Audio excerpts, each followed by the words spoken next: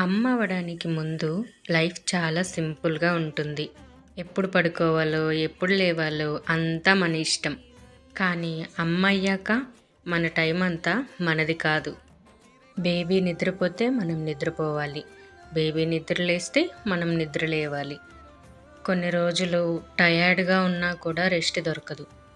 తినడం కూడా లేట్ అవుతుంది. కొన్ని సార్లు హెల్త్ ఇష్యూస్ వస్తూ ఉంటాయి. కానీ వీటన్నిటి మధ్యలో ఒక హ్యాపీనెస్ ఉంటుంది. మన బిడ్డ నవ్వుతుంటే మనం పడిన స్ట్రెస్ అంతా మర్చిపోతాం. అప్పుడు అర్థమవుతుంది మన లైఫ్ చేంజ్ అయింది. కానీ అది బాధ కాదు. అదొక స్పెషల్ ఫీలింగ్. ఎందుకంటే అమ్మ అవ్వటం అనేది అందరికీ దొరికే అదృష్టం కాదు.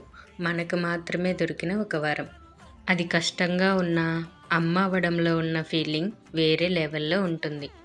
ఒక్కసారి మన బిడ్డ చిరునవ్వు చూస్తే చాలు. ఒక్కసారి వాడు మనల్ని అమ్మ అని పిలిస్తే చాలు. మురిసిపోతాం.